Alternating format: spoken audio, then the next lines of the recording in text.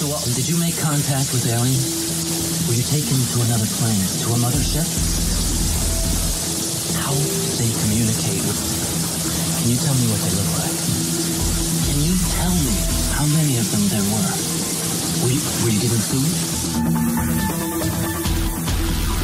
But the teachers are alive. They're not books. They are the very living essences of nature itself. What a strange person. Unbelievably powerful supercomputer that's running our reality, and we don't have a clue as to how to operate it. So when maybe you or somebody else creates an AGI system, one question, what would that question be? What's outside the simulation?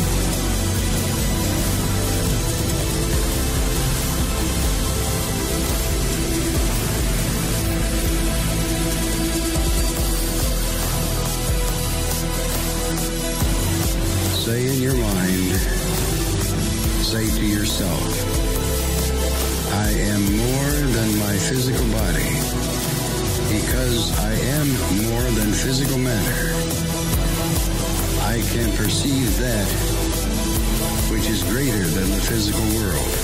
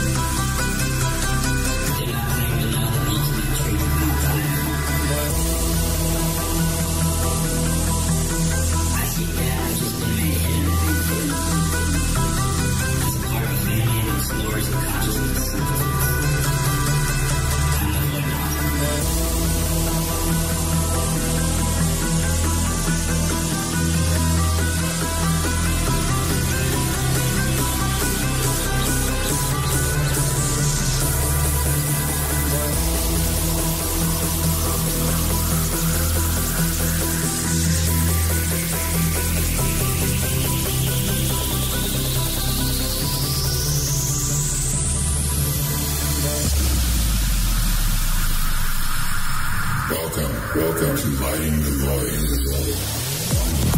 Broadcasting from a shack on a hill in the Mossy Creek bottoms of Cane Creek, Arkansas. This is Lighting the Void, and I'm your host, Joe Roop. Tonight, it's Friday night open lines with our astrologer, Jeff Harman. And we do this every few weeks with Jeff. And funny enough, he was just on Veritas Radio, which is another show that I love so much. And the censorship continues. Now that's bad when they start banning Mel show, of all people, right? I mean, Mel's a good guy. He just wants the truth. And so do we. And that's what we're going to be talking about tonight with Jeff Harman. The call-in number is 1-800-588-0335. You can call in at any point in time. You can also join the Fringe FM chat at thefringe.fm/chat room. And make sure, if you want to support the show, to sign up to the Voidwalkers Elite program, the thing at Patreon. Actually, it's patreon.com/LTV radio, and there's buttons on the website. We're going to be releasing some more stuff this weekend. The beginning of the Astral Journal is there, and also you're going to get a special Discord invite that no matter what, it's kind of like Art Bell's wormhole. You put a question in there, and we're going to answer it. So I need all of you guys, and those of you that have signed up, thank you. I sent your Discord invites over, so please send that over. But I'm still going to watch the regular chat too. But this is going to kind of help me focus on where the show is going to go. All right. So I'm excited about tonight. Things are starting to look up a little bit, but also the real question is the truth coming out, or has the truth came out about what's really going down with this coronavirus? Where do we go from here? What's going on in the cosmos? There's only two people that I talked to on this show about that, and that's Jeff and Mary. Now, Jeff has been here since the beginning of time of Lighting the Void, and Jeff Harman is a second-generation astrologer, and he works with people and businesses, all kinds of walks of life. He has 45 years of experience in astrology. He's a master of classical, Vedic, and Kabbalistic astrology. He also draws from many other traditions of spiritual knowledge for clearing people and property of unwanted energies, and he's a consultant for paranormal investigations. He also specializes in electional astrology, which is the art of selecting auspicious times to sign contracts, release product, travel, and schedule weddings, surgery, and other important events. And he's also worked in many aspects of the entertainment industry. So he's based in Los Angeles, California. He is available worldwide by phone or internet for conferencing and support for all your astrological and other needs too, spiritual needs. JeffHarman.com. Jeff, thanks for coming back on the program, brother. It's good to have you. Hey, Joe. Thanks for having me, man. It's always good to be back. Yes, yeah, it is a good. Well, things are getting a little better, but here's the thing: like, what you messaged me about some stuff, and I was thinking, yeah, I think we need to talk about this a little bit. And even if they take my video down, you know, most of our listeners listen via podcasting on the show, anyways. But there's some really strange stuff going around. We talked about it though. We did with all these different companies that backed up this injectable nano thing under the skin that's been going on for a while. So yeah, pretty wicked stuff, man. What do you think about it? Well, I think, you know, the whole future is scary. There's no question about that. I think we're entering a new era of high technology unlike we've never seen. And, you know, it's wonderful from one standpoint. I mean, technology has really helped the world. But if it falls into the wrong hands or it's not kept in check, it could become really dangerous and incarcerate the population much more so than we've seen in the past. Yeah. You get the wrong regime running this stuff, it can be real problems. So, you know, it's a wonderful thing. I think we're going to see technologies really cut loose. You know, there's been some talk and, you know, Tesla was the guy who actually figured out, you know what a dielectric is? It isolates electricity, right? Mm-hmm. And he figured out like the atomic structures, like you have positive and negative atoms and molecules and all that, where there's so much energy just in matter, period. And I think he figured out the dielectric barriers in atomic energy and also the magnetic fields. And that's how he was able to do what he was able to do. And there's been a lot of talk out there lately about different energy devices. And I think this is going to come on the radar screen fairly soon. I would say in the next 5 to 10 years, could be sooner, could be a little later. I don't know. I know you and I have talked many times, Joe, on the show about, you know, this time period. Everyone's been asking me for years, you know, hey, what does the astrology say? And I'm like, well, I think it's really going to be a very tumultuous and changing time from 2020 forward. Why? We just had the Saturn-Pluto conjunction. Joe, I can't tell you, that happened. The COVID-19 released exactly when the Saturn-Pluto conjunction happened. And also we went into something called a Kala Sarpa Yoga, which is a strange term that just means all the planets are in between the moon's north and south nodes where eclipses happen. In fact, it was so accurate, it was creepy. When Mars crossed the south node, it literally, I think that was February 26th or 27th, boom, the media just exploded with this. And of course, as we know, the last couple of months we've been shut down. And last time I was on your show, I was mentioning, I think we're going to see a shift at about April 22nd forward. And we did. We're really starting to see a shift now. I notice here in California, we're seeing cars all over the road. I saw more cars out today than I have seen in the last 2 months. People are, and people defiantly not wearing masks too. What do you think about that? You think that's a problem? You think that's, I mean, what do you honestly though? You think that's a problem? Where I live, there's a lot more people not wearing masks, and most of the people that you see wearing masks are like, I would say the more elderly people, but at the same time, like we're declining. There's other states that are declining, but there's also other states that aren't declining. They're going up. The numbers are still going up. Yep. Yeah, I mean, I respect the medical community. I mean, I think when you get into very densely populated areas, the possibility of transmission is a lot higher. And I think masks probably do help the spread of that. But, you know, there's a lot of strange stuff surrounding this whole COVID thing. For instance, why did the World Health Organization say, oh, it's not a problem, no problem at all. And China says we got it all under control. And yet, it was exactly the opposite.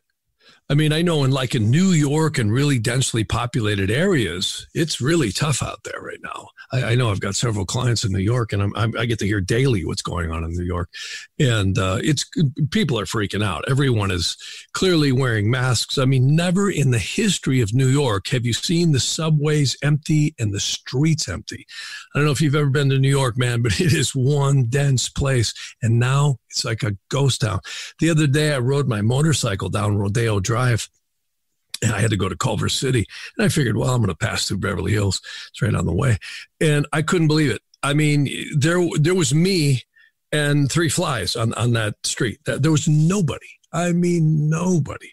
It's pretty wild to see all these stores that are, locked up and nobody on the streets. Is. It's like, I feel like we're living in some kind of weird, it's like a really weird nostalgia, like you're living in a story or a movie or a video game.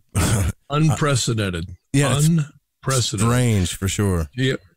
I mean, really, when you think about it, the world wars that happened back, in the first part of last century were different because you had everyone mobilized, you had everyone, working, and, there's a lot of activity. This is like a Twilight Zone episode. Yeah, that's exactly what it feels like. One of some weird Twilight or Alfred Hitchcock episodes. That's exactly what it feels like. It does. It really does. That way, though, doesn't it? Like, man, I want it to go away, but I don't think it's going to go away. Here's the thing, though. Like, I went to the dollar store today to get a bunch of stuff, right? It's my favorite store, the dollar store. And I got a bunch of stuff. My buddy pulls up, and he's like, listen, man, did you get your money? And I was like, money for what? And he starts showing me all this money that he's getting. He's like, man, I got money from Trump. I got money from, and they're going to release another one. Like, they're giving me unemployment and food stamps and all kinds of stuff. I'm talking about rolling in money. So the government is literally just pouring money out to keep the economy going. This is going to cost trillions upon trillions. I mean, globally, this could be hundreds of trillions. It could certainly be 100 trillion. I mean, when you look at, this wasn't just the United States. This was everybody. Everybody. You know what's eerie about this, Joe, is the astrology was so accurate. See, on March 27th, between the 27th and the 28th, the moon actually breaks the Kalasarpa Yoga back, I think, on the 25th of May, which is, this month. It's like in 26 days from now. And then the Mercury and the Sun both sweep across the North Node. So plain English, that breaks the Kalasarpa Yoga. And I really think we're going to see life come back online, even though I think we're going to see a lot of, in the bigger cities, a lot of social distancing and a lot of, spaced out, populace and, maybe large crowds not forming. But I think we're going to see things start to really come back online by then. I really do. They don't really have a choice. I mean, they do, but for the economy's sake and for the sake of this country, we don't really have a choice. I don't know what are they going to do? What would you do? Really? I mean, have any of you asked yourselves that? If you asked yourself that, if you were in the government shoes right now, what would you do? What decisions would you make based on the uncertain data that you're getting? Well, and the numbers too support. I mean, there's doctors who are saying the numbers are way lower than they expected, way, way lower. And that's actual hard data, that they expected so many more people to have it and so many more people to die and on. And it hasn't happened. It's nowhere near the numbers that they expected. I know I've talked to several people all over the place. I mean, Europe, Japan. I've talked to people in Australia, South America. I have one client. She calls me out of the jungle. She's really a great lady. She's a shaman. And she comes out. She can't even get cell connection. In fact, we can't talk any other way than WhatsApp. So she comes out of the jungle. And she said, even down there, they've got this river that they have to go up because she lives in Colombia. And it's wild because she has a police officer who's a friend of hers that actually takes her into the village because there's no transits anymore. She can't get into the village to get supplies. So he brings her in and it's shut down as well down there, and everyone's depressed. And I'm going, oh my God, you're telling me in remote villages, in the Amazon, it's like that. So this was a major, major shutdown globally. And I'm actually kind of amazed at how broadly it affected everyone. Yeah, I'm kind of shocked at it too, but at the same time, like we all got kind of sick. Everybody that I know, my son, my dad, me, we all got a little sick or cold. Oh, I did too. But I don't see, it just didn't feel any different than any of the other times people got sick. I'm not saying people aren't dying, because they definitely are. But there is something really strange going on in New York. To me, there's something strange going on there.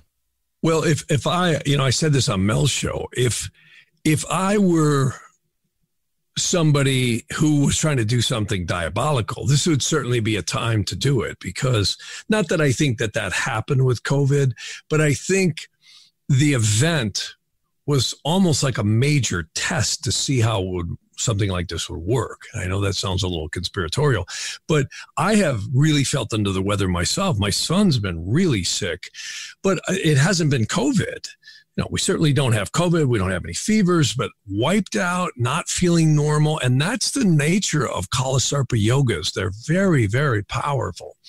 In every 2 weeks, the moon will break it.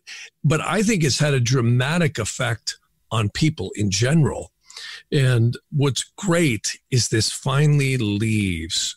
And I've said this, I think a month ago on your show or so, that on the end of May into June, we should really start to feel the energy pick back up and begin to normalize.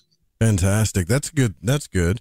But as far as what does the astrology say about as far as how we're going to be the rest of our lives? Are things just going to be different? Is this going to continue to cycle in? I think Saturn-Pluto conjunctions, which happen somewhere between every 35 and 40 years, always leave an indelible effect on the world. Look at 9/11. Look at the indelible effect that left. Huge. I mean, never again will I run through an airport and jump on a plane right before they close the door. I don't know if you remember those days, but I would run through the airport back in the 80s and jump on a plane right before they close the door. Right. You can't do that now. Not a chance. Not since 2001. So, these events always leave a lasting effect. I think the biggest one everyone's worried about is, are they going to come out with a requirement that everyone must be vaccinated in order to enter normal secular society? And the only blessing right now that I can see is they don't have a vaccination. They're not going to have one quick enough.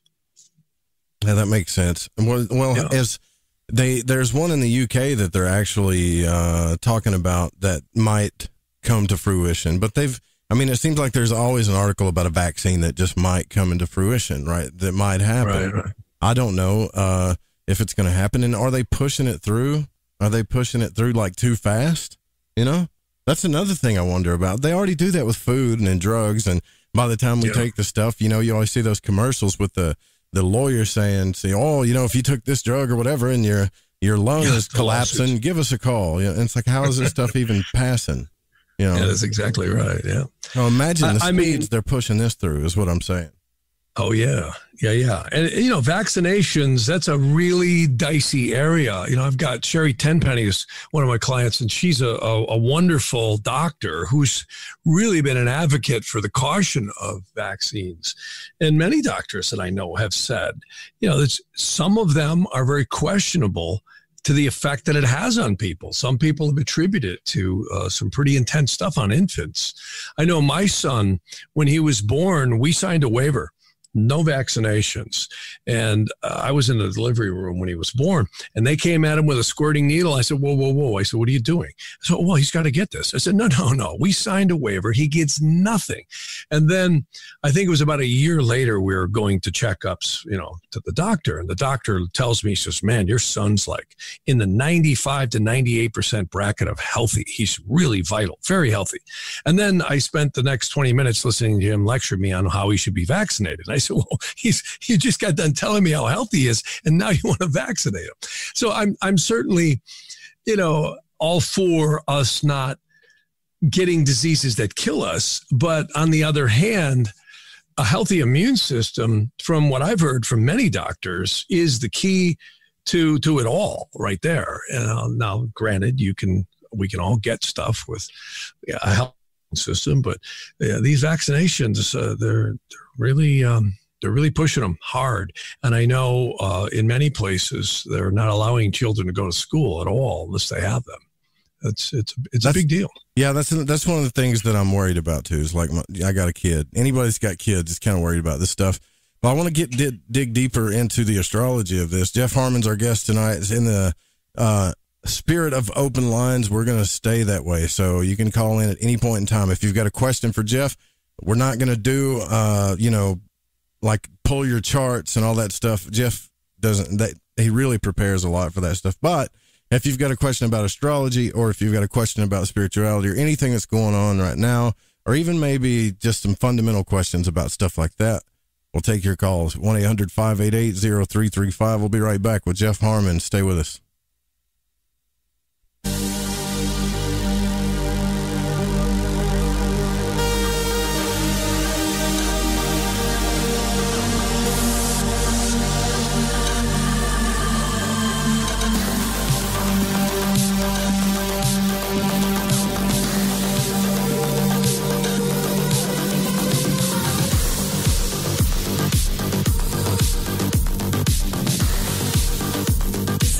Charlton from Metaphorical Archaeology. If you've ever had a traumatic paranormal experience, the effects of it may stay with you for years. Who do you talk to? You can't go to conventional help. What we do is we use emotional freedom techniques or tapping to actually neutralize the effects of that event. Maybe when you tell the story now, your heart races and your palms get sweaty. You don't even want to think about it because you don't know how to neutralize that. That's what EFT tapping does. It neutralizes those emotions. The circuit that was recorded on is gone. The energy flows freely and you're free of it. And that's what emotional freedom is all about. We offer this as a pro bono service, but this is something that I offer because no one, it seems, is helping people with these experiences. If you'd like to reach me, it's really easy. My cell phone is 214-995-3754. Please leave a message. I will get back to you as quickly as possible. Or you can email me,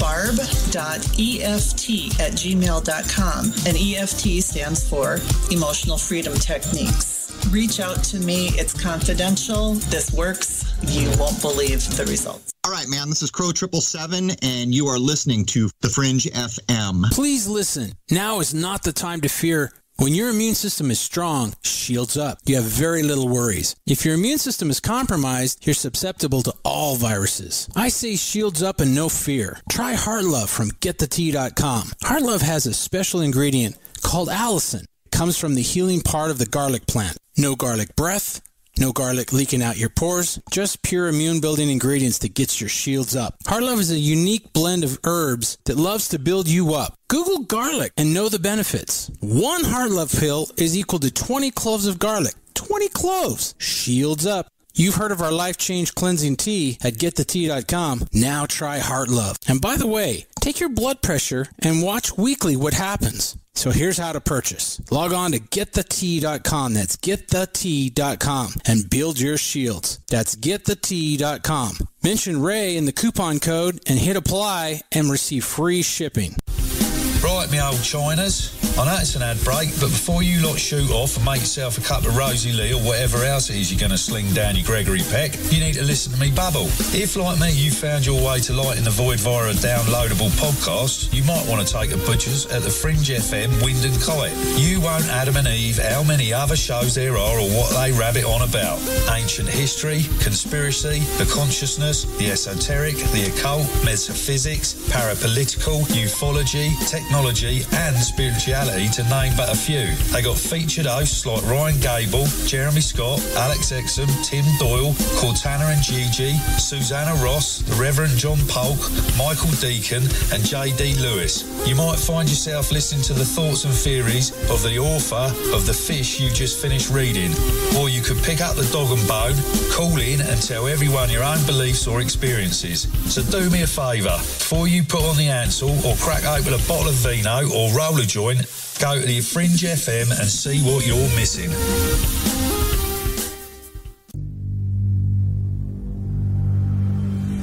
From a cave in the depths of your mind, it's Lighting the Void with Joe Root. The Fringe FM isn't just a radio station. We also provide services for all your audio production needs. If you are interested in live radio or pre-recorded podcasts, we're here to help. We even do audio enhancements and voiceovers if needed. If you want to do a podcast or live radio show and even want the option to syndicate on terrestrial radio, from simple audio file enhancement to live production and call screening, we have you covered. We have worked with some of the best professionals in the business in order to provide coaching instruction for content creation, show structure, and more. Contact The Fringe Digital Media for more at info@thefringe.fm. That's info@thefringe.fm, or call 501-777-5631 for a consultation. Hey, I'm J.M. DeBoard, and when I want to talk about dreams, I look up my man Joe Root and his show, Lighting the Void.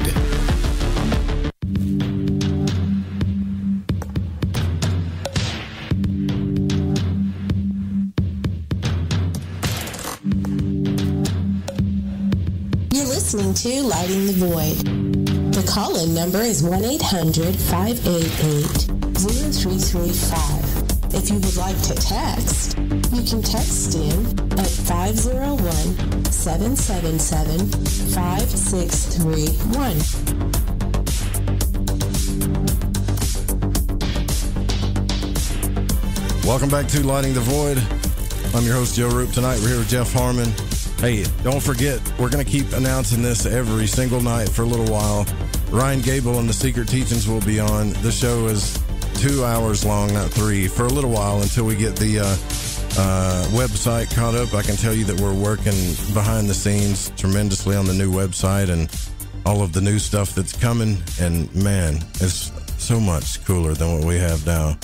I hate to admit it, my ego doesn't like it because I built my website and it's just kind of bleh. But this one is really good. This is a good website. All right, so the phone lines are open at 1-800-588-0335. It looks like our first caller here is with us tonight, 940 area code. You're on the air. Who are we speaking with? Hi, this is Jennifer. Hi, Jennifer. Do you have a question for our guest tonight, Jeff? Yes, sir, I do. I wanted to know if I know it's a conspiracy theory, but I wanted to get Jeff's input on us being chipped, possibly. Is that in the works? Well, that I couldn't tell you. The only thing I can say is that that kind of technology certainly would be coming on the radar screen in the next year or two for sure. I mean, it could. I'm not saying we're all going to get chipped, but it's certainly, the technology is there. You know, like I've been saying for a long time, the Jupiter-Saturn conjunction, the one that we're going to have on the winter solstice of this year coming up, is actually a 240-year, what they call mutation cycle. And I think it's going to usher in technologies that have been probably dormant, suppressed, etc., that are going to really start to explode. I was mentioning, a minute ago on the first segment of the show about how Tesla, I really think he's the one who figured out how to release energy that's stored in almost all matter. And otherwise, right, he couldn't have done some of the things that he did. And, getting back to, are we going to be chipped? Well, I think a lot of technologies and an explosion of new thinking and consciousness is going to come into play basically from this year forward. You can already feel it. A lot of people are already much more knowledgeable. If you take what people are exposed to today with the internet and all the, wide variety of sources of information, you can already feel how much, we're much more tuned in than somebody 30, 40 years ago. And we're just exposed to so much more. And I think this whole technology thing is wonderful. If it aids humanity, as long as we keep it in check. And I think that's where it's going to come down to is, living in the United States. Are we going to end up in a totalitarian regime someday that could allow that to happen? Or are we going to be in a more democratic society like we hopefully are right now? And a lot of people are questioning that. But I think that's the answer is really where is society going to go in terms of how it takes responsibility for this, I think, technology explosion that's about to happen. Hope that answers your question. Thank you, Jeff. Yeah, and I mean, I don't see it right now. I don't see where they're going to require us to right now. But I'll tell you, a virus like this or something like this in the future, certainly, it could certainly pave the way for that to happen. All right. Thank you for your call.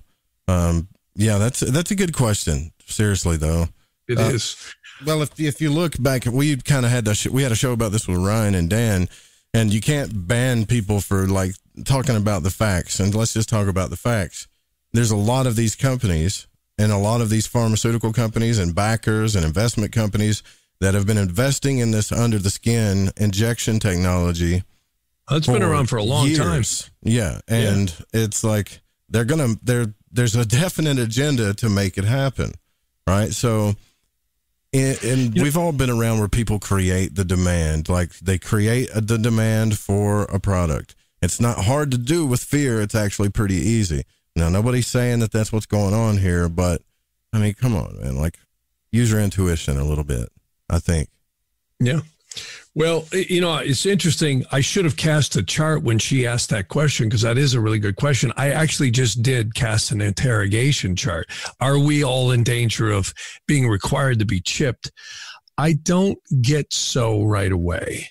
And when I say right away, I'm not seeing anything within a year.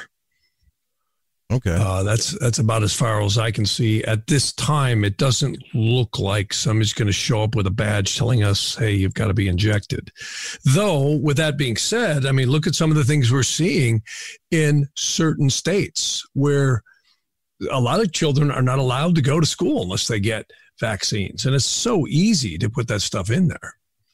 Yeah, it is. Yeah. Doesn't look like we're going to be forced to.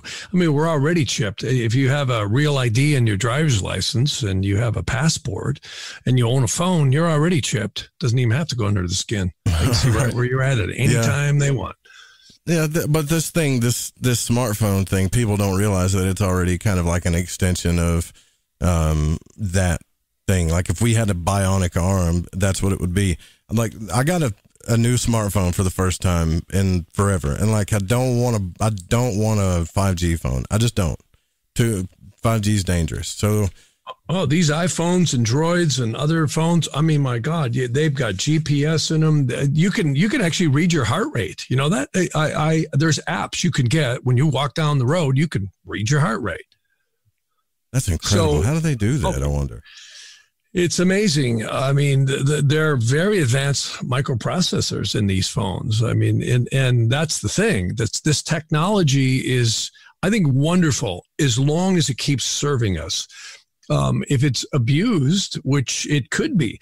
I always, George Carlin, I always like to bring him up because he actually left right before he died. He did that skit called The American Dream, which was a little bit, ironic and a little bit cutting, but it had a lot of truth to it.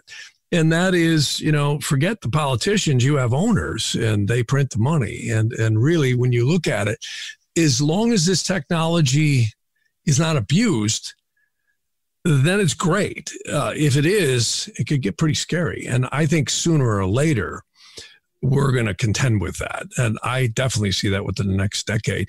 On that note, too, because she really had a great question there. And the second thing is, I was looking at the United States chart, and different astrologers use different charts. I use the Sibley. I kind of like that one that was named after Ebenezer Sibley. And it's interesting, the United States, the birth chart is considered to be when the Declaration of Independence was signed.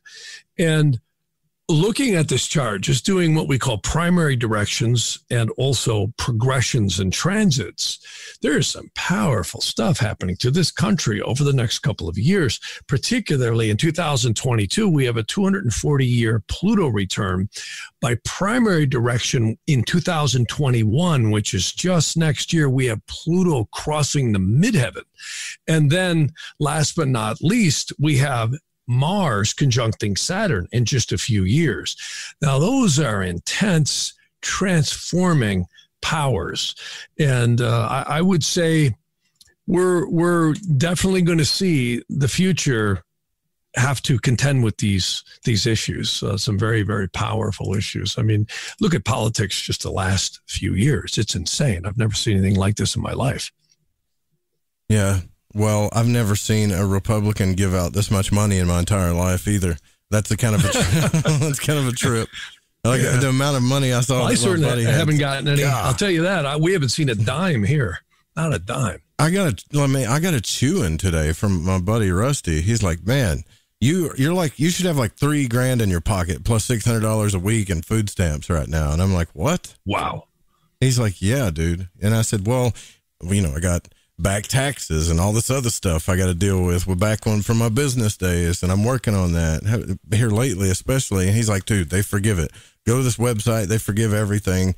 I'm like, now's the opposite. So like, if you guys got stuff that you need to work on, like student loans, or maybe owe some back taxes. And I don't know about your states. All your states are different, but the federal government is doing like I've never seen them do this for people ever in the economy. It's crazy, man. Yeah. Well, that Larry Kudlow was saying that they're going to be pouring literally trillions into the economy to get it re-stimulated. I think China is going to be held accountable. Yeah, I've had several people asking me questions like, hey, where do you think the COVID thing actually came from? I'm not buying the wet market thing. I get it escaped out of that lab. I know there's a lot of conspiracy theories. The only thing I can tell you is what the interrogation astrology says. It really leans towards it escaped out of that lab. Yeah, they might have been developing it. And yeah, it might have come originally from bats, but that's what the charts look like. It looks like it got out of there. They tried to keep the lid on it. If the astrology is right, this probably was happening much earlier than China ever let anyone know. I could say even as far back as October. And as November and December cut loose, they were really trying to keep the lid on it. And I think they really got dirty hands here for not telling the rest of the world. And of course, the WHO doing the same thing.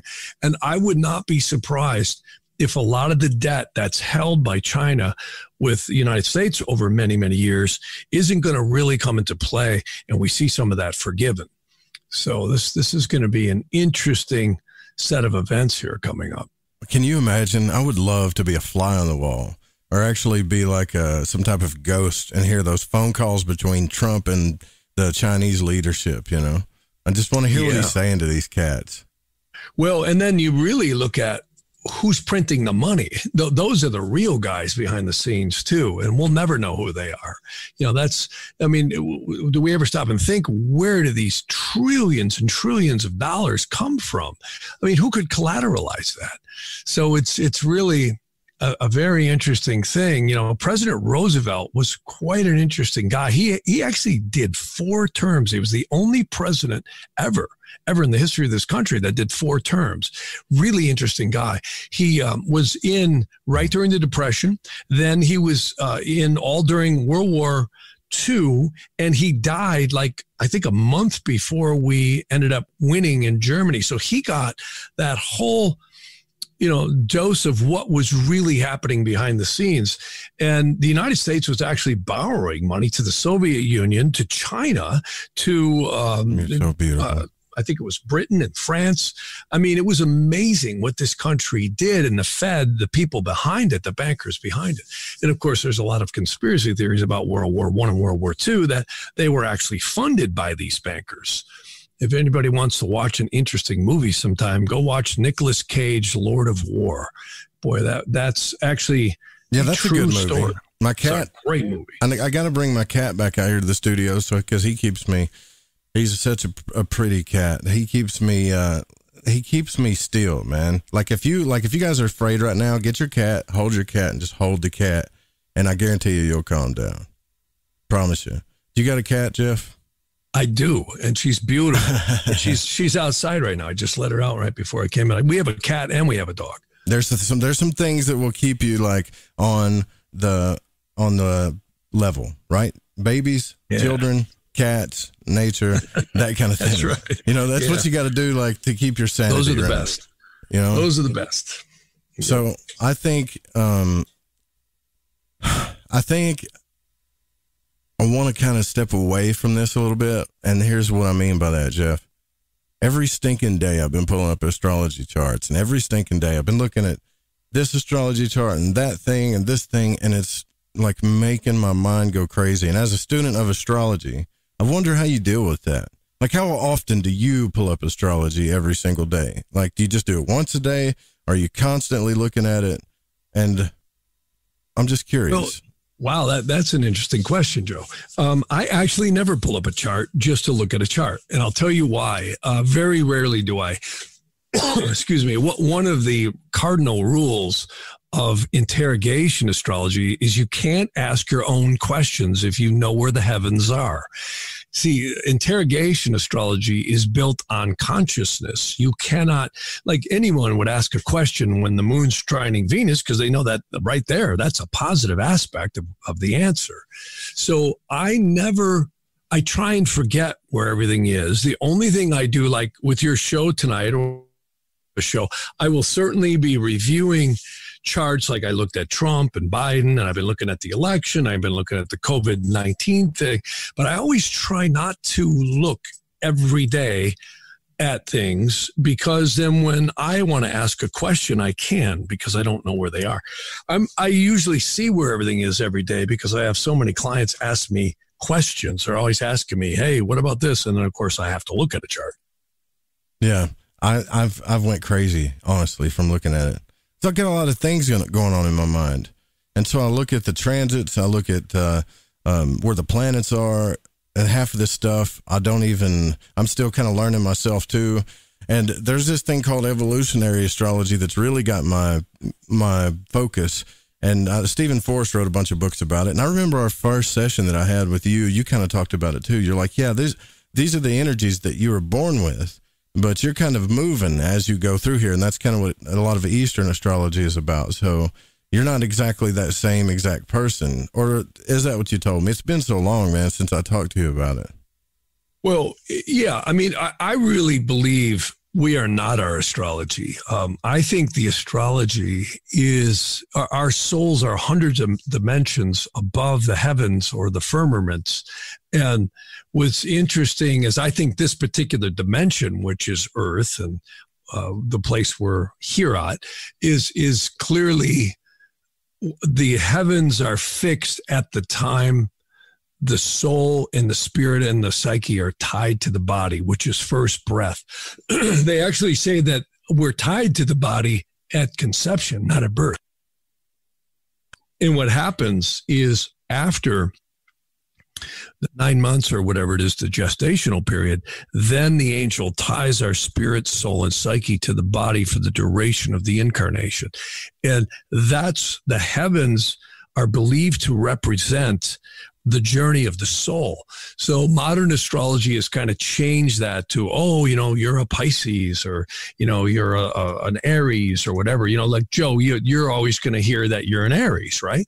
But in Vedic astrology, you're not even an Aries. Your sun's back in Pisces. See, a tropical astrologer is going to tell you your Libra rising, and of course your moon's in Cancer, and right, your sun's over there in 11 degrees, 58 minutes of Aries. I know I'm looking at your chart right now. And then you go to Vedic astrology, everything changes. Look at the moon's in Gemini. Virgo is rising. The sun is back in Pisces, and people get really confused. They go, geez, why is that? Well, because it's all a matter of perspective. Vedic astrology uses the sidereal system, which is the zodiac that surrounds the central sun. And tropical, of course, is based on the solstices and equinoctial points, that zodiac is. So what that tells you right off the bat is we're not our astrology, but we're sure influenced by it. what's interesting is, you were asking before, what do I do in terms of casting charts? I study more than I look at astrology. I love, like, one of the critical translations I just got out of Jerusalem is Abraham Ibn Ezra, who's always been one of my favorite astrologers. He's actually one of the more later astrologers, but he did amazing stuff on interrogation astrology, which is questions, electional astrology, and medical astrology. And I've had his works for many, many years, but this is a new critical translation, which is all the different versions. He would travel around. This guy lived in the 11th century. This is, 1,000 years ago. And he would travel all over Europe. Kings and queens would actually summons him and pay for him to come because they would want him in the court. And he would write books. He did texts on the Psalms and on commentary on Exodus in the Bible. And I've never seen any other astrologer, at least in the more modern times, who could tie astrology, the soul, and what it is and what it isn't together. And he basically says that humans come here to purify and rectify the soul. And many, many of the ancient astrologers said the same thing, like Dorotheus, who was a king out of Egypt. Of course, many people have heard of Ptolemy. And this is all like first century. This is like 2,000 years ago. And then there's documents back, BC, in the West, at least, like 300 BC, that are an amalgam of things that came out of Greece, like Hephaestio, etc.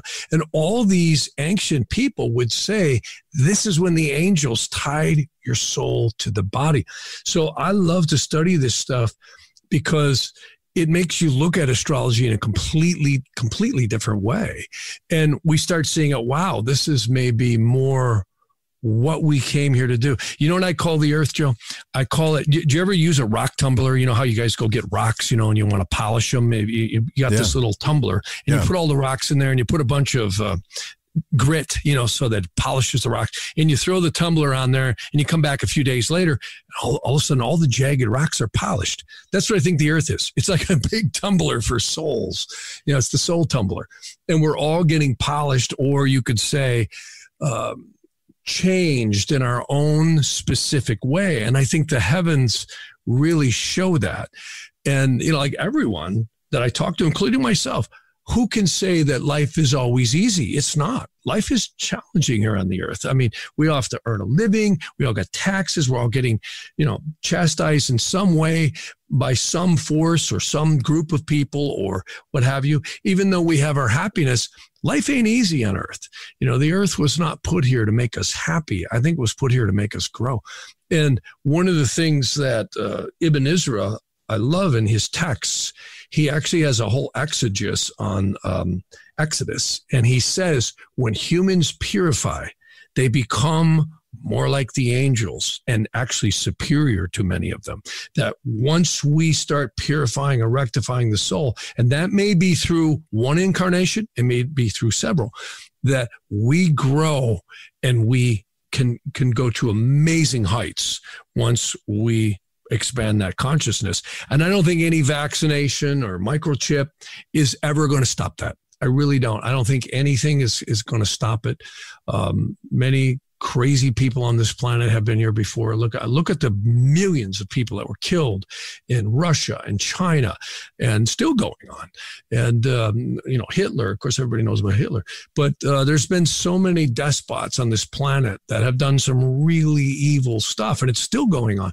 And yet, it won't stop creation. Creation just keeps on going. And that's why I always like to look at that old stuff, because it gives me hope. It makes me go, wow, as tough as it all is, as much as we see and loved ones pass away, you get a feeling reading this ancient astrology that, wow, this is divine stuff. This isn't just a bunch of planets and stars. This is more about the divinity working upon the soul, which I find exceedingly interesting and engaging. Yeah, so do I, my friend. So do I. We have to go to our top of the hour break. If you guys want to call in, again, it's 1-800-588-0335 is the call-in number. I do want to give a big, big thank you to Metaphorical Archaeology, or Barbara Charlton. Give her a call. Check them out on Facebook. If you've had any type of trauma or stress from a paranormal event, you get it free pro bono with the Fringe FM, via the Fringe FM. We'll be right back with Jeff Harman. Stay with us.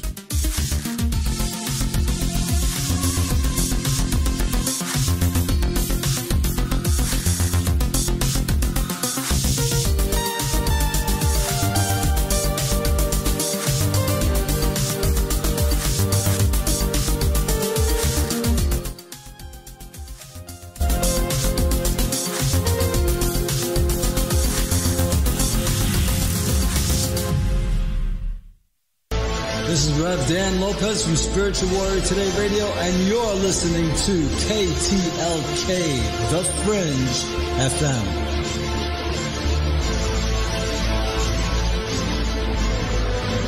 So, you love talk radio? Then you'll love TalkStreamLive.com. TalkStream Live is always on, 24/7, with the best streaming talk shows. Find your favorite talkers and discover some new ones. It's free, readily available online or on mobile with any smartphone or tablet. Finding your favorite talk shows all in one place has gotten a whole lot easier. Just go to TalkStreamLive.com. Be sure to download the free apps from Google Play or the iTunes App Store. Hi, this is David Oman with HouseAtTheEndOfTheDrive.com. You're listening to KTLK, The Fringe FM.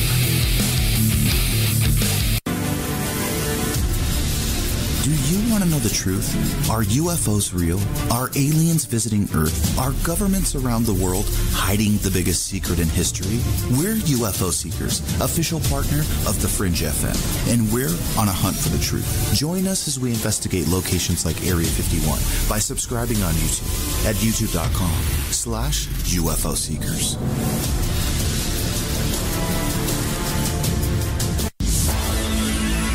Hi, this is Kronox from Belgium, and you're listening to Lighting the Void with Joe Roop.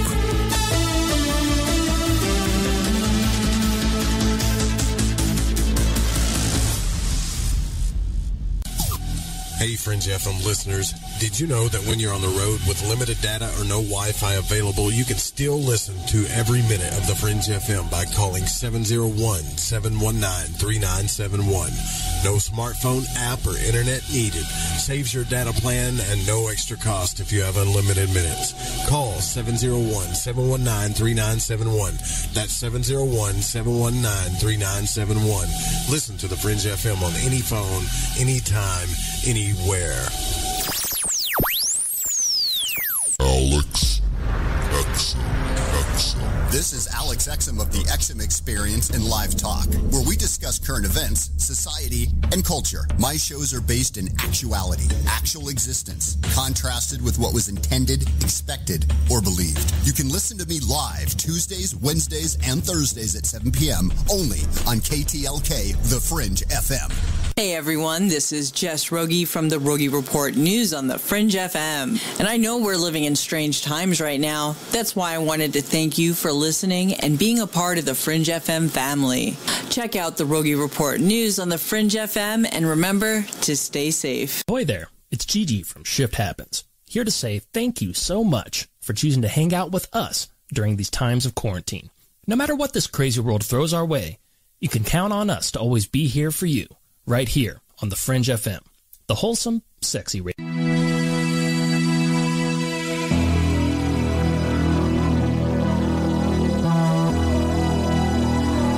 To call Joe, pick up the phone, dial 1-800-588-0335, toll free from the United States or Canada.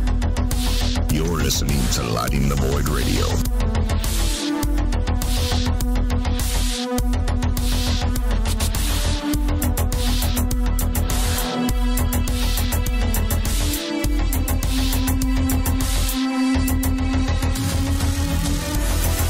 Welcome back to Lighting the Void. It's Friday night, May the 1st. Well, April went by quick. April was kind of painful, to be honest with you, but it went by quick. And it's starting to warm up here. Jeff Harman's here with us. It's beautiful outside. I think I saw my first lightning bug. I saw my first hummingbird eat the honeysuckle today. So, I don't know. There's a lot to be happy about still. Everything isn't gone. But, Jeff, I will say this.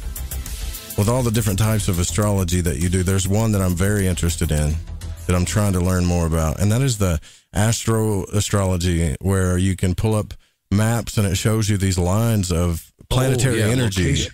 Yeah. How do you stuff. interpret that? Just curious. I'm not trying to get free lessons here, but I've got maps, that's fine.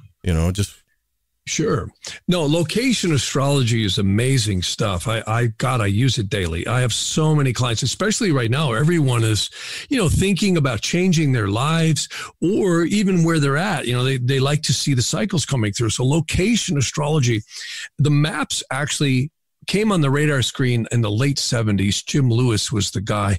And I remember I got to meet him and Rob Hand. And this was all the early, stages of computer generated software.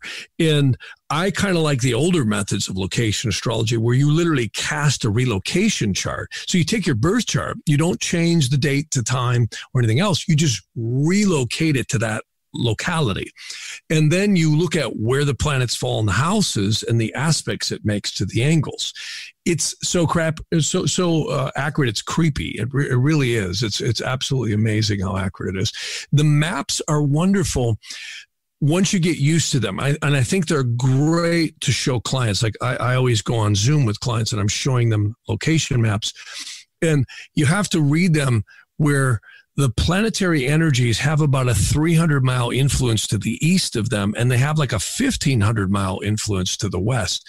And then there's like ley lines, latitude ley lines, that can show you very specifically what the energy is like for you. And I've had the opportunity to live several places and do quite a bit of traveling. And I have to say, oh my God, it's just spot on. I could tell you story after story. I have one I always like to tell is a psychiatrist came to me once and he says, I just moved from this location to this location. He says, and I think I'm going out of my mind. I said, well, let me look. And I said, oh my God. I said, you just moved to a Moon Pluto line. He says, I know. And he says, I'm going out of my mind. He says, I'm on meds. He said, I literally have an associate of mine prescribing me meds, because they have to do that, get someone else to do it. And, he said, explain to me this. So I explained it to him in detail, and I actually showed him a textbook Moon Pluto description. He goes, oh my God. He said, that's almost precisely how I feel.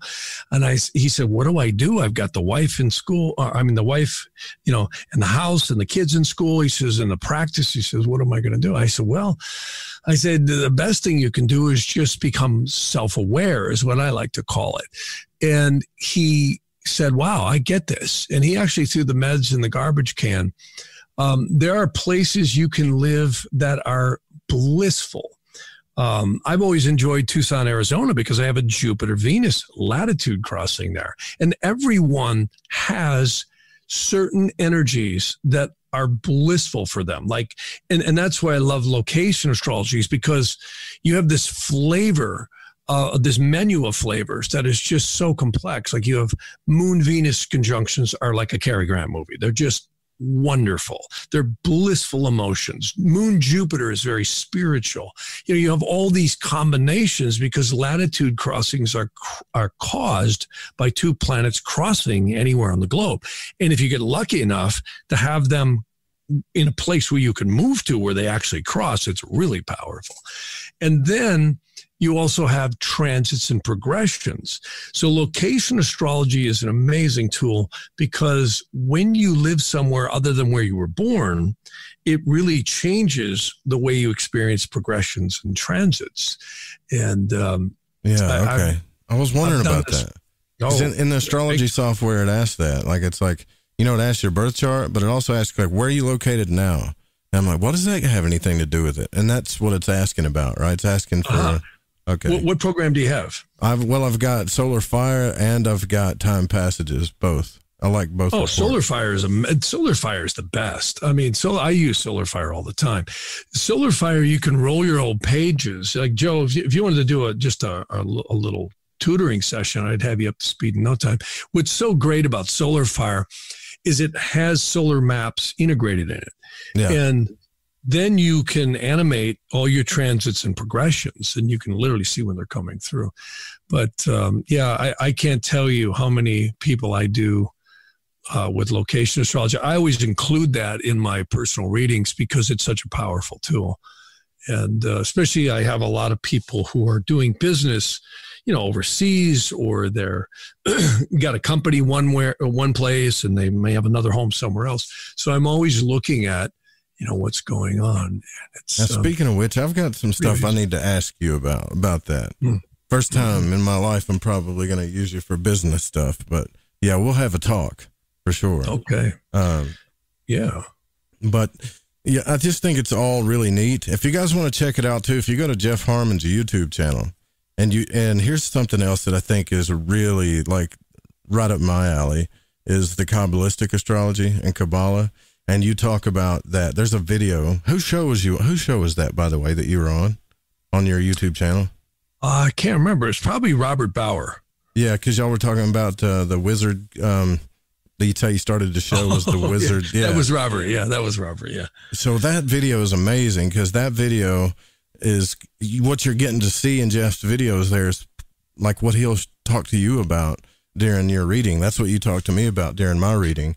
That's right. We did a show on Mr. Wizard. If you ever remember, back in the 60s, it was actually like 1957 or 58. They had a little cartoon. It was kind of like the Jetsons, but it was about this little turtle. He's called Tudor Turtle. And he meets this wizard in the woods. And he says, Mr.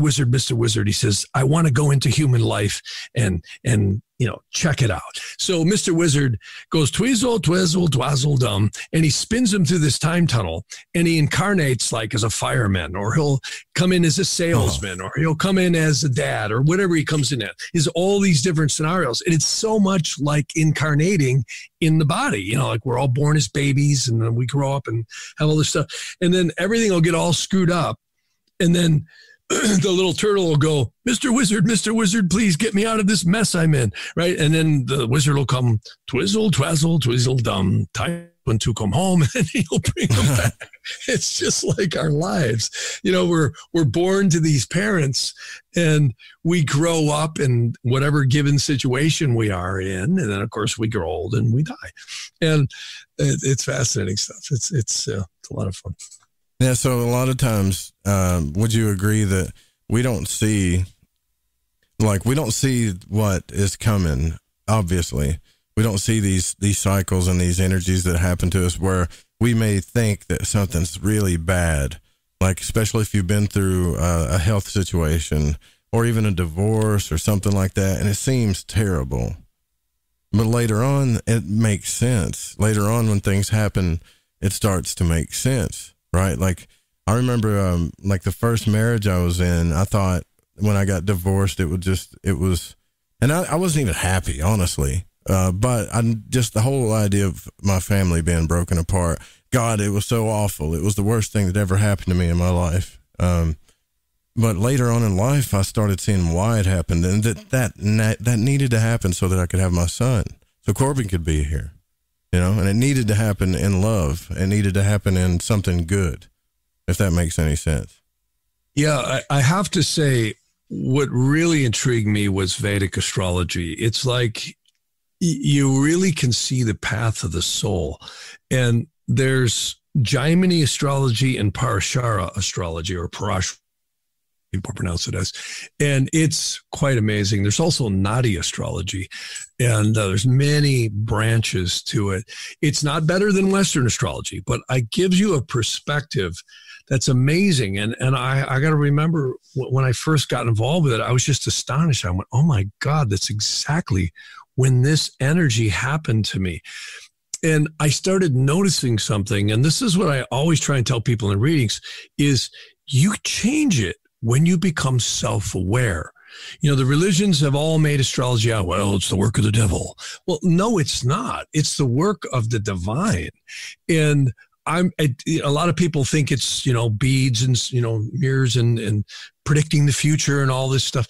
It's not that. It's energy. It's no different than physics. If you look at it's astronomy is what it is, applied to the time your soul came in.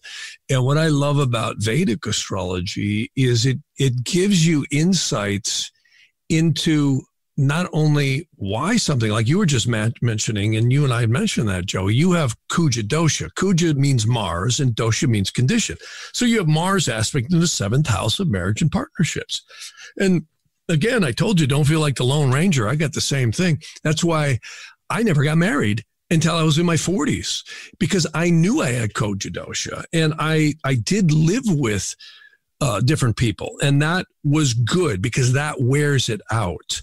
And my last girlfriend, she was really mad at me. We were together 7 years, 7-year itch, which is an interesting topic. Yikes. Yeah, that's a long time, man. Yeah. And she was a wonderful lady, but I just wasn't there. And she was, I told her, I said, I got to move on unless you're coming to California with me. And she didn't want to move because she wanted to stay with her parents or by her parents. And I respected that. But I always knew, and my mother told me that too. She goes, you'll never get married early because you have Mars aspect in the 7th house of marriage and partnership by square. And that's true. I do. That's called Kuja dosha. And what's interesting is that starts wearing off when you get into your mid to late 30s, early 40s. So, you're right in that window now, Joe. You just had a great birthday here, and things are really going to start to shift for you over the next several years here. It's going to be way better. And you move into a very powerful position here coming up here in just a couple of years. You're going to hit a very powerful Saturn dasha, which is what is it? That sounds scary, though, Saturn dasha. No, see, that's what I love about Vedic astrology is you got to look at the yogas. You cannot apply all the symbolism in Western astrology like you do in Vedic astrology, because it's really the path of the soul. They actually say, and this is, remember I was mentioning that rabbi that I like so much, Ibn Ezra. He kind of was what I would call the kind of the gatekeeper of really ancient astrology. Many people have heard of Enoch in the Bible, and he was a pre-Andaluvian saint and prophet. And of course, I believe a lot of this may have came out of him and all the way back to Adam. And the Vedantic astrology kind of parallels that thinking in a different way, but very, very similar. And that is that the planets are not just these physical rocks floating around. It's literally a spiritual angelic matrix. And they said that the planets are what they call graha in Vedic astrology. Graha actually means seizer or grasper of the aura. And they're angelic forces that are finely tuned to each soul. Saturn isn't the same for me as it will be for you or someone else. Why? And the secrets are in Vedic astrology. You have to look at the Navamshas they're in. Those are the 9th divisional called Varga charts. And there's many Varga charts. And you also have to look at in Jaimini astrology, what indicator it is. See, your Saturn is what they call your Amateya Karaka, which is a strange word that means is the prince of your soul. So your soul root is the moon. And this is where Vedic astrology really gets mysterious and fascinating, because you have all these indicators that the planets indicate only specific to you. Everyone's different. And everyone's on their own journey. If anyone ever wants to read a fascinating text, it's called the Sefer Haggadah, which is known as the Book of Legends. And it has amazing stories in there, and I don't believe they're just stories, about these types of things where the heavens are literally, like the Psalms say, they declare the work of the divine on the souls.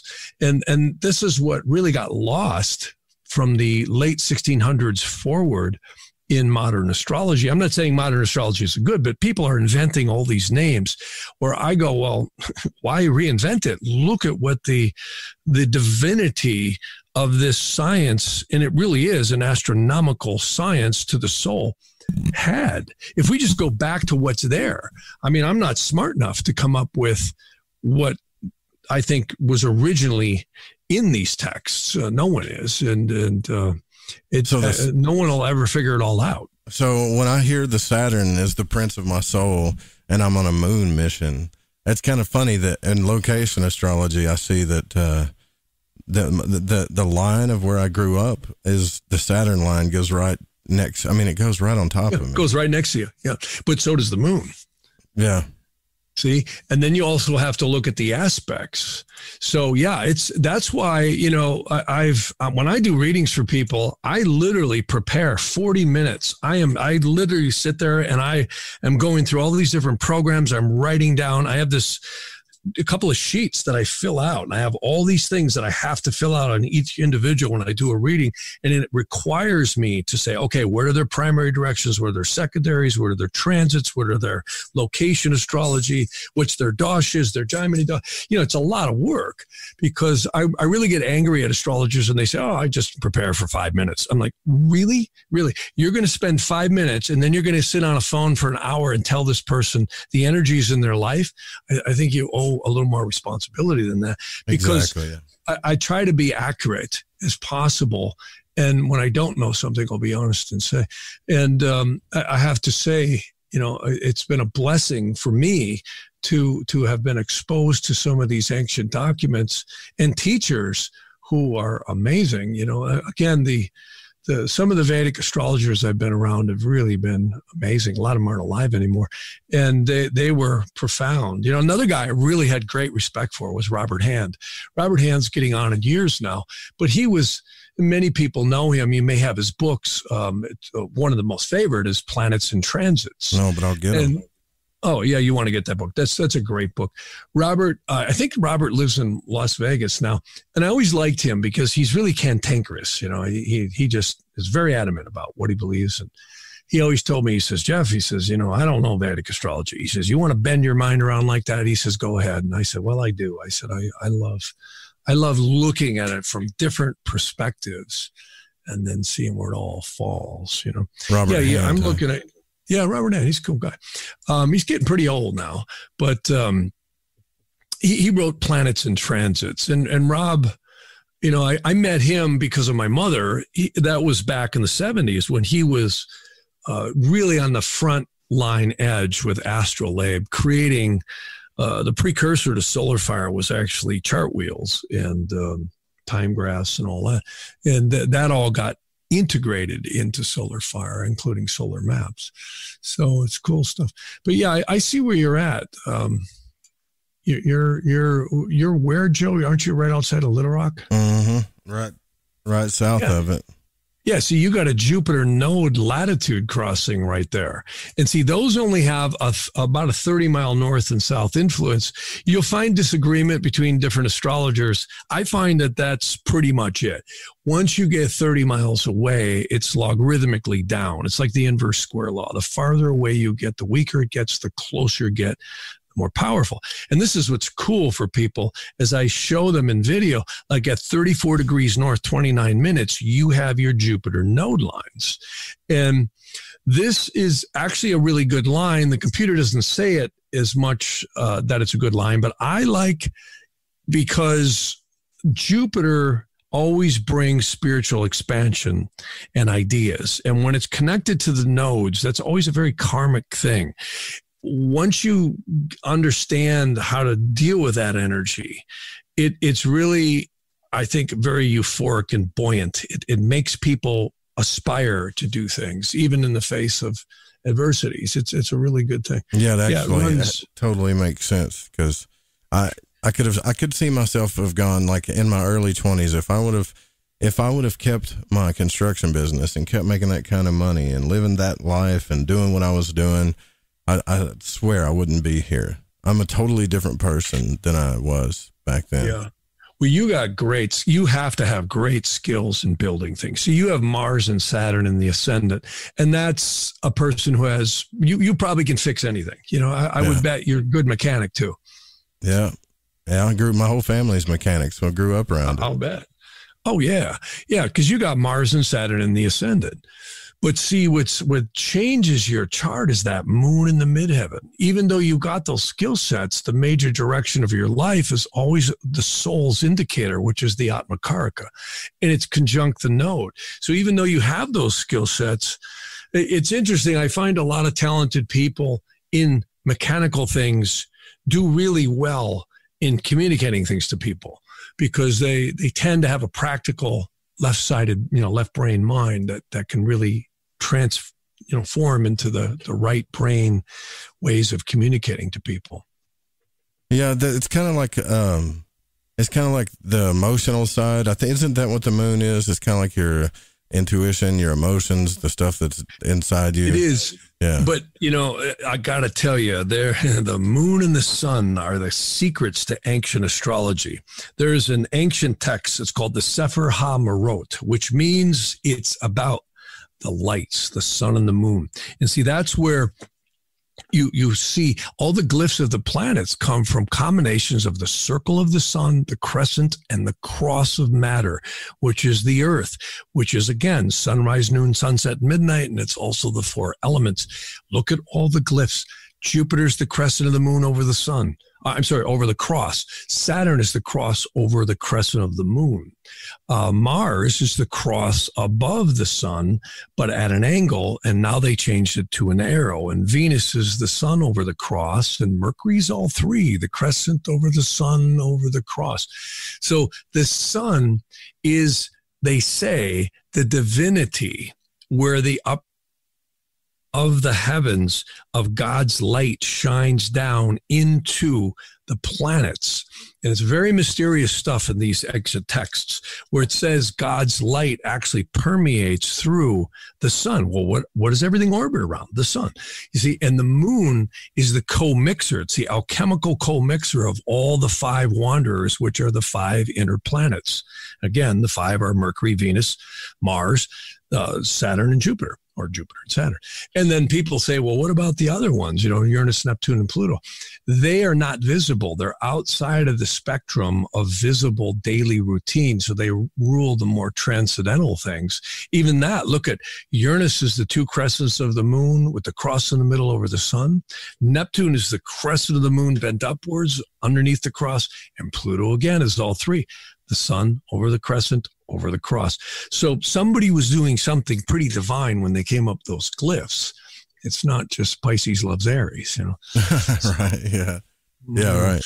But I do see a lot of archetypal stories that happen in a lot of people's lives, too, which is really funny to me. There's, and it's kind of crazy because you go online and you look up people like Aries Tarot or Pisces Tarot, and then they always relate it to astrology. And it's funny because I'll see these tarot people, they'll throw down a card and they'll say, well, you're probably meeting a Scorpio or you're probably meeting a Libra or something like that. And what they're reading is the energy. It doesn't mean the person's a Scorpio. It means that's what's the energy of what's going on right now. It could be the person, but and it can just get so daunting. That's why I think it's really good to surf. It's fun to watch, guys. Don't get me wrong, but it's just like anything else. If you really take this stuff seriously, then you need to dig down and find the right person because it's worth every penny. A good astrologer or a good reader, psychic, shaman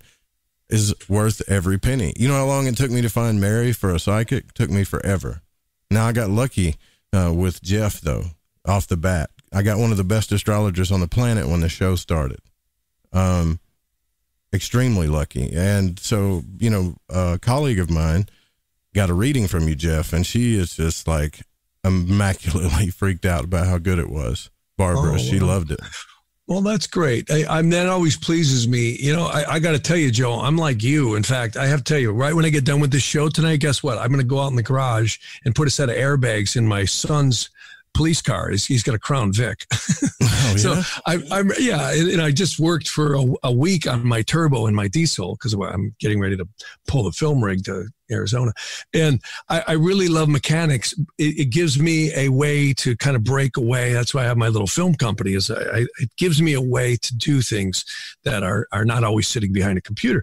But it always makes me happy when you tell me what you just tell me, that people got something out of it that helps their lives. Because that's why I really study this stuff, because I really believe people get readings to find their path, their direction, and soul searching as to who they really are. Because modern society doesn't give us that. It tends to, all be monetary based. It's all based, and we all need to make money for sure. And astrology can help you to see which areas you're going to make money in. But I love it when people find direction and they say, wow, that helped me, or it gave me insight and direction into, finding out maybe how to view myself in a more positive light and learn to, I think, grow on our strengths and learn to, adjust to our weaknesses, because sometimes our weaknesses are our greatest strengths. It's very psychology, psychiatry, and Vedic astrology and tropical astrology really go together hand in hand. They really do. Yeah, that's cool. I want to talk a little bit more about that too. We got to take our last break here of the night. Listen, you can call in and ask Jeff. There's people asking you like how to spell these books and stuff. I'll tell you what I'll do for this episode for you guys. Because Jeff talks about all of these books. I will leave show notes for you guys for the archives, even though I'm a little behind on the archives. So you can go back for reference and find these books for yourself. We'll be right back with Jeff Harman. Go check out the website, jeffharman.com. Stay with us.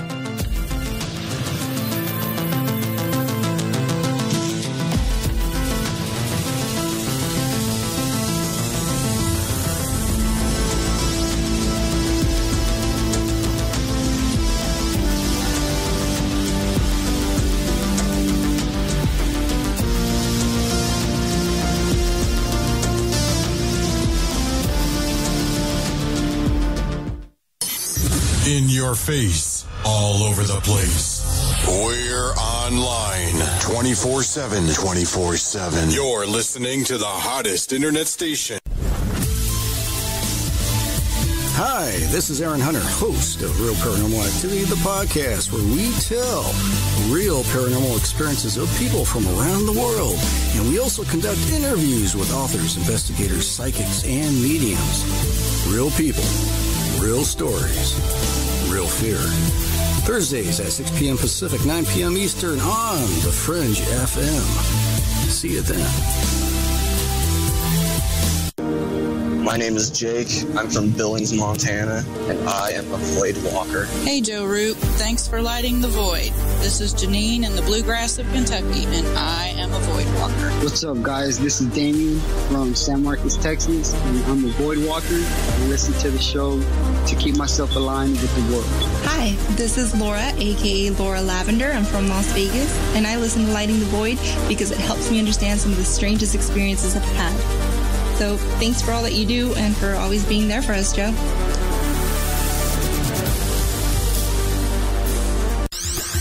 Ever seen an extraterrestrial? It can be hard to believe they exist unless you've seen one for yourself. What if I told you I've seen them my whole life, but have never had a witness who shared the encounter with me? Now, what if I told you I saw 4 of them, 2 with blue skin, and there are over 20 witnesses to this CE5 event? My new book, The Blue Beings, Visitation at the UFO Conference, documents actual accounts from real witnesses, many of which have gone on record to attest to this otherworldly reality. Be a part of the quantum paradigm shift that is taking place right now. Go to johnpolkmedia.com to get your copy of The Blue Beings, Visitation at the UFO Conference, on sale right now at johnpolkmedia.com. That's JOHNPOLK media.com. We all have that story to tell in our lives. The winds were howling, the ground shook, you could hear rushing water, and then history repeats itself. When there's no power, refrigeration fails, stores with their shelves strip bare, ATMs can't operate, deliveries stop. Then what? These events can last days or weeks. You need a plan. In statements made during recent interviews, FEMA Administrator Brock Long has repeatedly urged all Americans to understand 3 truths. FEMA is broke, the system is broken. If this is the new normal, Americans just can't rely on federal cavalry when disaster strikes. Don't get caught out in the elements empty-handed. Prepare with us by going to preparewiththefringe.com and get your 2-week food supply. 92 servings, 8 food varieties with 25-year shelf life. Normally $137, now only $75. Or get a month's supply, normally $247, now only $147, shipped in one business day. Just go to preparewiththefringe.com or call 888-440-7931. That's 888-440-7931. Get this great offer and be prepared while it lasts. Have you ever seen an ad or banner which brought you a feeling that someone is reading your mind or even listening to your conversations? Your online data is being used against you. Surfshark is a VPN service that makes online privacy protection easy and attainable. You can use it on as many devices as you'd like simultaneously. The VPN service that we use at UFO Seekers, plus 1 month free for $1.99 a month. Visit surfshark.deals/seekers.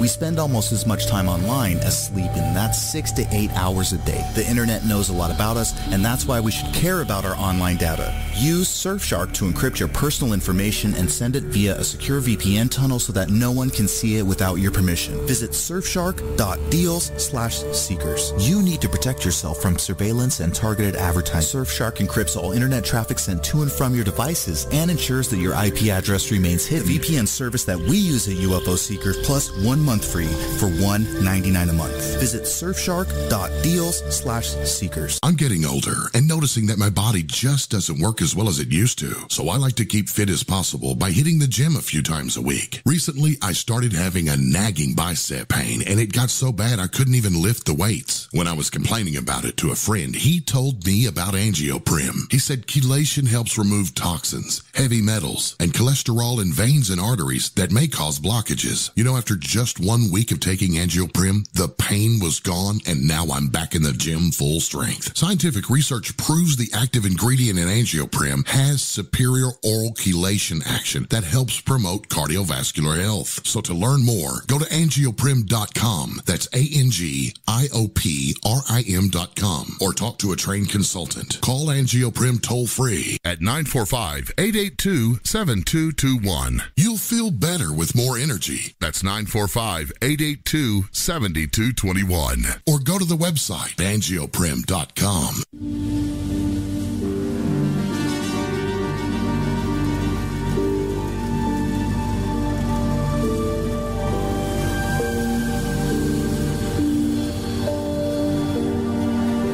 You're listening to Lighting the Void. The call-in number is 1-800-588-0335. If you would like to text, you can text in at 501-777-5631.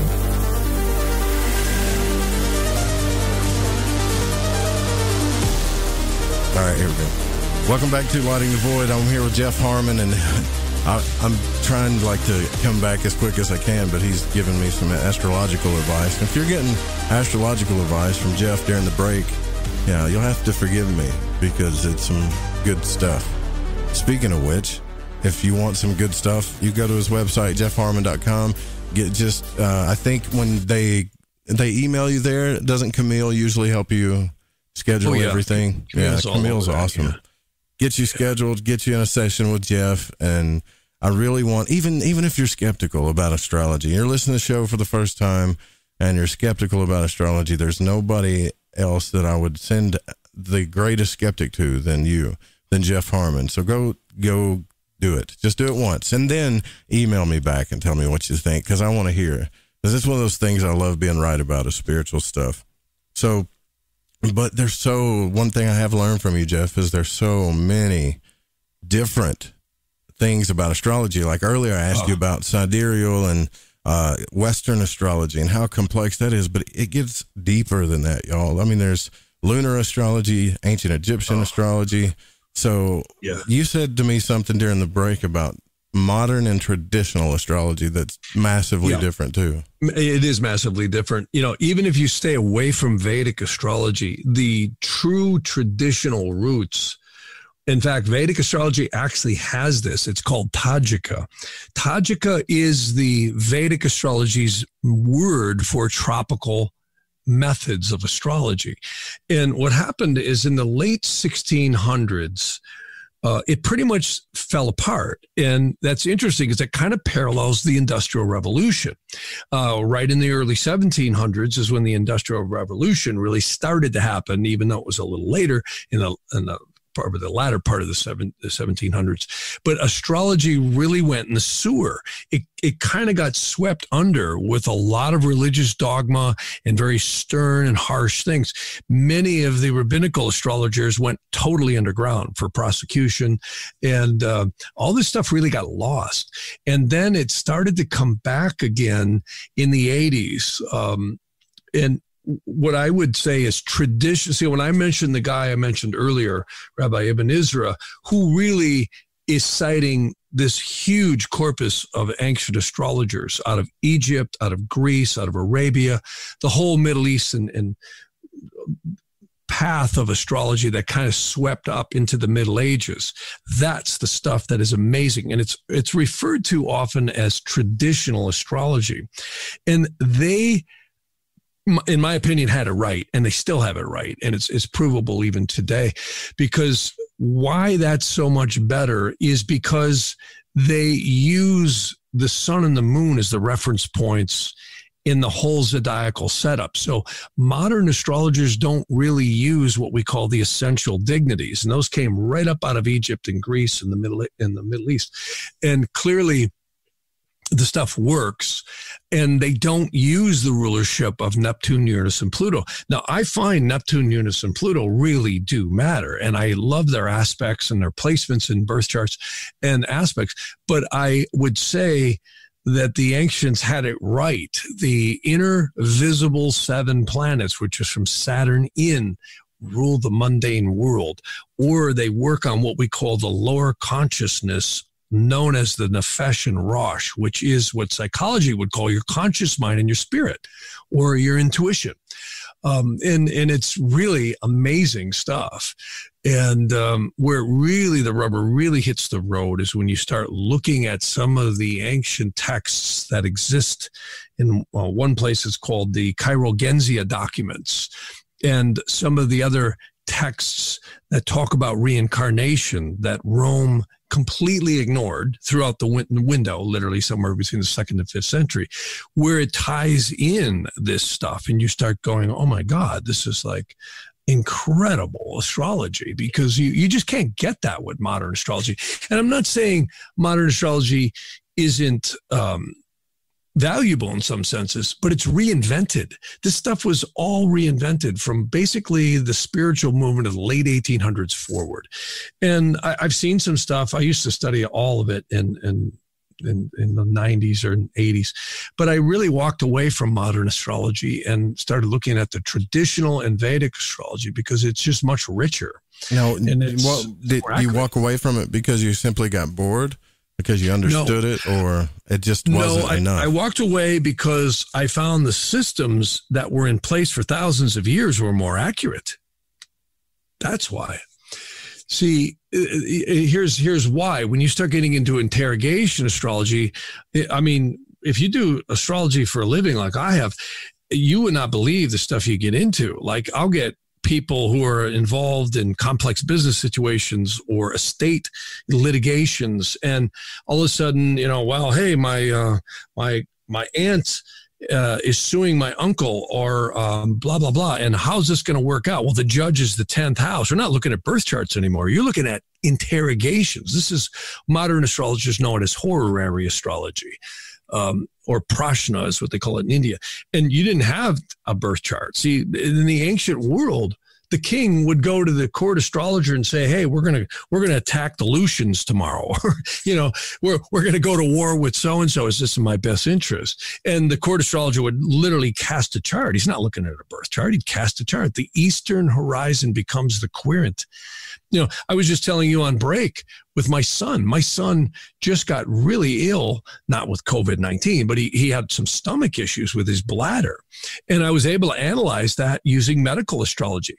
Now, I have great respect for doctors, and I often love to go to doctors because I think the allopathic science is really valuable. I love the blood tests, the MRIs, the CAT scans, you name it. It's wonderful stuff, the ultrasounds.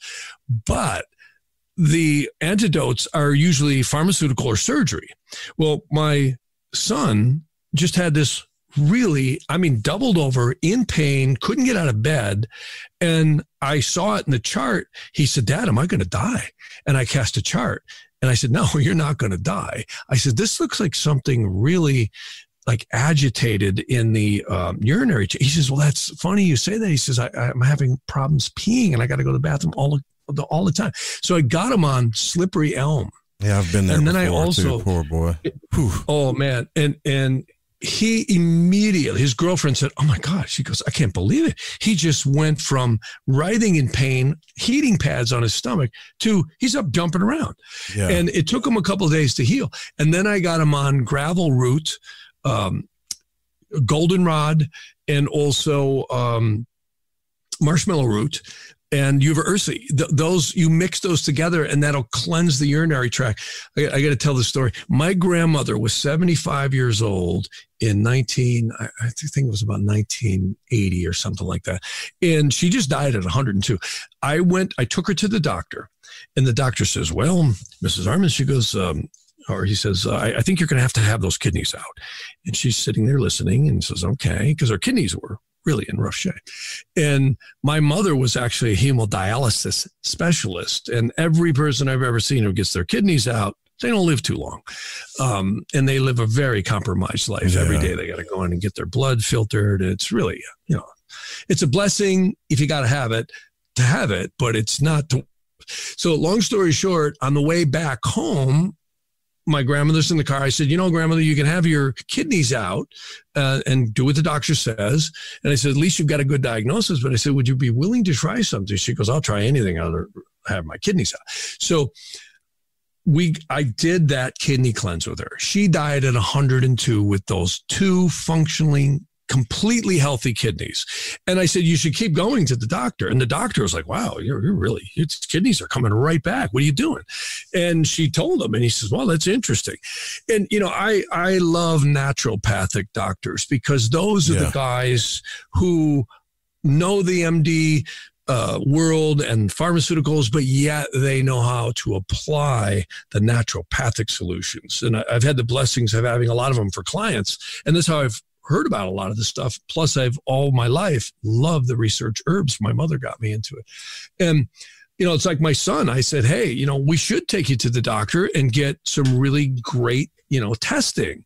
But in the meantime, he's been on his back for 5 days. He's out in the garage right now putting, new air shocks in his car. And before, a few days ago, he was laying in bed with heating pads and he couldn't even walk. He could hardly go to the bathroom. And it's amazing. Man, I've been there before. I've had kidney and bladder issues since I was a little kid. And really wicked, man. It's not fun. And had my first kidney stone a couple, y'all remember that. Most of the people that's been listening for a while. And that was the most brutal thing I've ever been through in my entire life. I swear it was brutal. And so it's always best to do it in concert with a doctor because especially a naturopath who can do your blood work and really be checking the science on it. But I love it. I mean, you slippery elm is magical. And you know where it comes from? Why it's called that? From the elm tree. It's elm tree bark. That's all they do is they take the elm tree, they rip off the bark and they scrape it out, throw it in a bag and you eat it. And it is magical. The only thing that's wise is to talk to an herbalist or a doctor who can guide you. And I always tell people, don't combine pharmaceutical medication. If you're on meds or you got health conditions, always check with the doctor before you combine herbs and pharmaceuticals because they can kill you. But if you're, around this, like my son isn't on any meds and we've brought him to the doctor many times just to have checkups and they're all like, "Hey, this kid's great."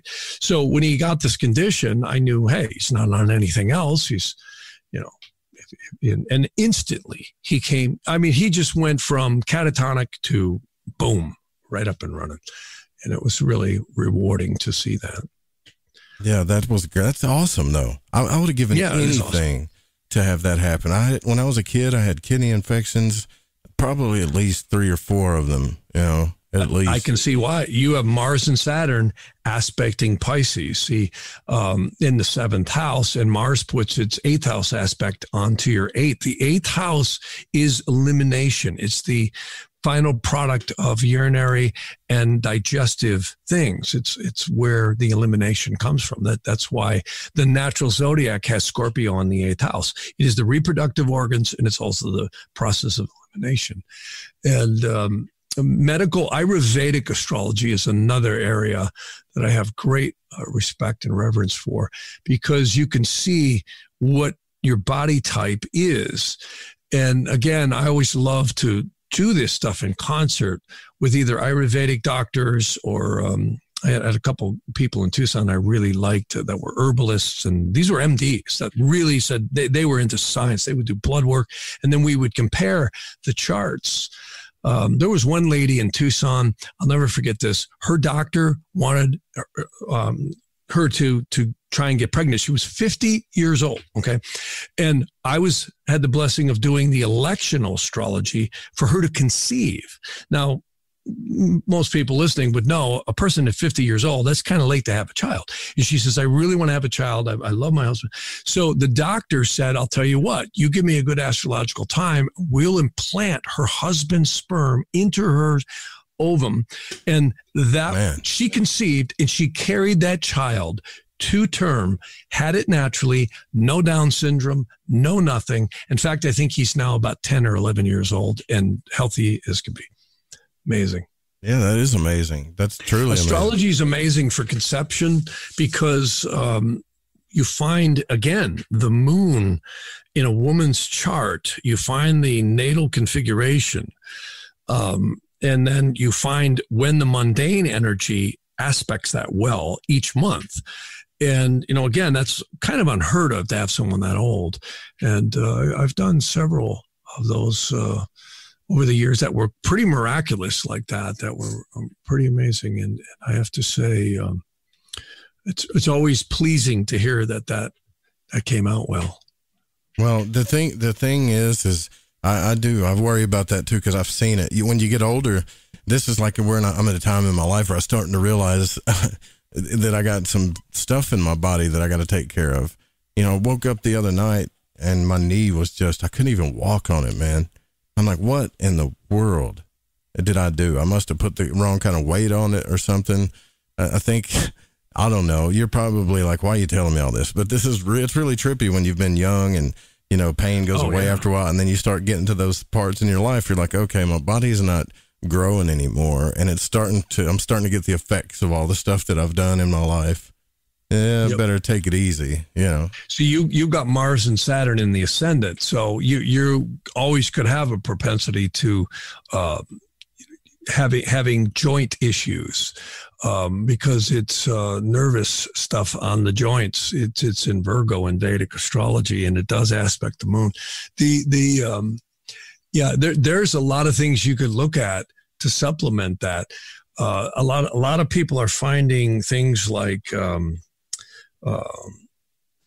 I forget what it's called, but there's a wonderful herb. It comes from the stomach of silkworms. I take it every day, and it's really helped me a lot. Turmeric is another thing that can really help with inflammation. Slippery elm, again, is magical. You can read about that online. The only problem with slippery elm is it's so coating, they don't suggest you take it permanently. But some people stay on it quite regularly, and if you regulate it appropriately, it can really work some magical things on that kind of stuff, especially connective tissue. Man, how can Mars and Saturn, though, like Mars into Saturn, be a good thing? That just is scary to me. Well, I mean, we all got it somewhere. Yeah. I mean, everyone has a condition somewhere. I really think what is so magical about herbs is they don't have side effects. They blend with the etheric energy in the body. you just got to be careful with herbs that you don't combine them with certain things. They can be very dangerous. That's why it's good to get guidance. But if you do a proper analysis, I've worked a lot with people who are in the medical profession, and a lot of them don't want to admit it because, on the air or anything, because they say, geez, I got to be careful with this. But naturopaths are really open to this type of stuff, and it's a powerful tool. I know it's helped me a lot because I have had a lot of scar tissue from accidents, snowmobiles, motorcycles, horses, all that crazy stuff growing up. I grew up in northern Wisconsin. It was like Dukes of Hazzard up there. And, it was bouncing off everything. You were having a good time though, wasn't you? I bet you was. We were crazy. We were crazy.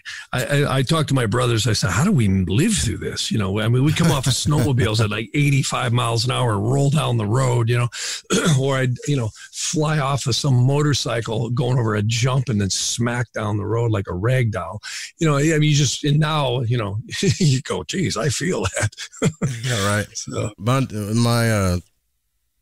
my charts are pretty crazy, and I've learned a lot from you, Jeff, and I really do appreciate the fact that you keep coming on here and talking to us about these things, because there are a lot of people, I think, that could learn from you.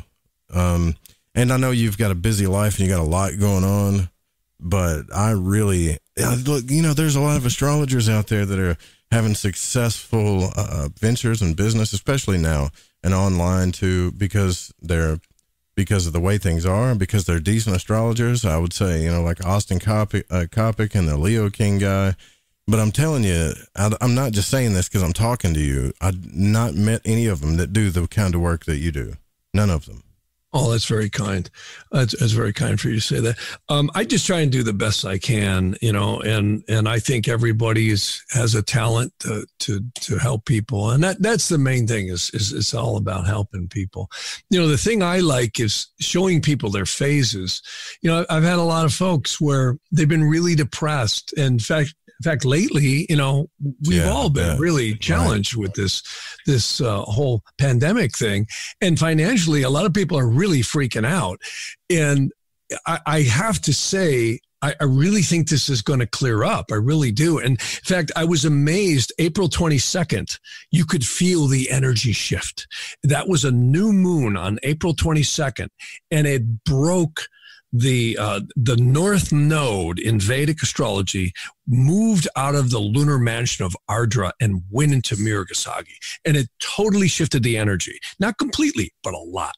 You could feel it all over the country and the world. Everybody that I've spoken to said, yeah, I'm really feeling pent up now, and I want to just break free. You're going to watch at the end of May when the Mercury, the Sun, and the Moon actually the Moon will do it first, from like the 25th of March all the way into the latter part of May, this month. Today's May 1st, right? So this will be like the 25th all the way out to about the 27th, 28th. You're going to feel the energy start to open up. The only danger is right now is that Venus is about to go retrograde.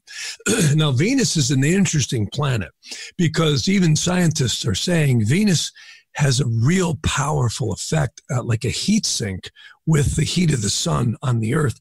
It has a lot to do with regulating temperature.